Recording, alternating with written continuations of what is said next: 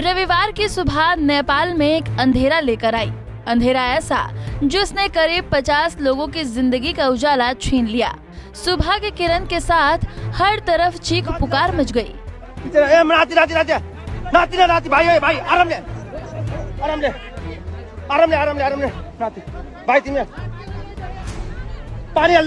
पानी। क्या हुआ, कैसे हुआ, क्यों हुआ, किसी को कुछ नहीं पता था। बस बाद में दिखाई दिया तो सिर्फ धुएं का अंबार। दरअसल नेपाल में आज सुबह एक बड़ा विमान हादसा हो गया। 72 सीटों वाले यति एयरलाइंस के एक विमान ने राजधानी काठमांडू से पोखरा के लिए उड़ान भरी थी। यति एयरलाइंस की ATR 72 फ्लाइट पोखरा एयरपोर्ट पहुंचने से 10 सेकंड पहले सुबह 11 बजे प्लेन क्रैश हो गया। विमान में 68 यात्री और 4 क्रू मेंबर सवार थे। विमान रनवे में उतरने के लिए तैयार था, लेकिन टेक्निकल खराबी आ जाने की वजह से विमान एक पहाड़ी से जा टकराया और पास में नदी की एक खाई में जा गिरा, जिसके बाद प्लेन में आग लग गई। आग की लपटें देखकर ऐसा लग रहा है कि मानो कोई ज्वालामुखी धधक रहा हो। यति एयरलाइंस के ATR 72 विमान के हादसे की जैसे ही खबर सामने आई, हर तरफ हड़कंप मच गया।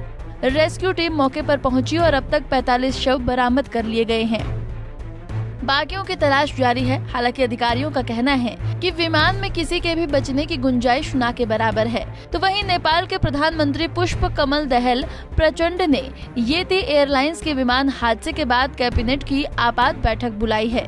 प्रचंड ने हादसे पर दुख जताते हुए गृह मंत्रालय, सुरक्षा कर्मियों, नेपाल सरकार की सभी एजेंसियों को प्रभावी बचाव अभियान चलाने का निर्देश दिया।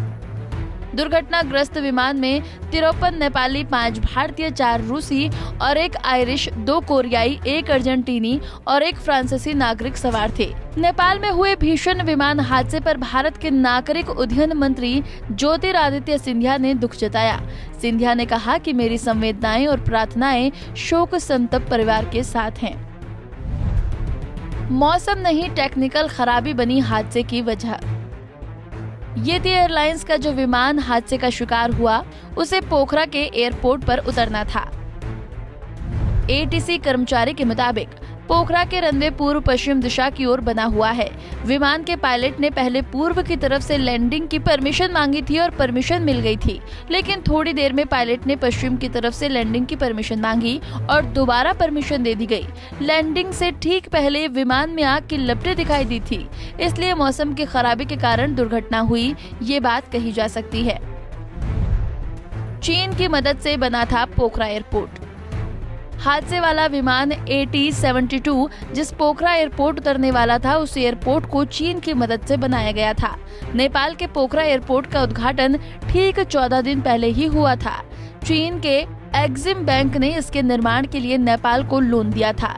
इस एयरपोर्ट का उद्घाटन नेपाल के प्रधानमंत्री पुष्प कमल दहल प्रचंड ने 1 जनवरी 2023 को किया था। इसके अलावा एक और जानकारी मिली है कि जो विमान हादसे का शिकार हुआ है, उद्घाटन के दिन उसी विमान का डेमो फ्लाई किया गया था। हालांकि ये कोई पहली और आखिरी बार नहीं है जब नेपाल में विमान हादसे की खबर सामने आई हो। इससे पहले भी नेपाल में कई बड़े विमान हादसे हो चुके हैं।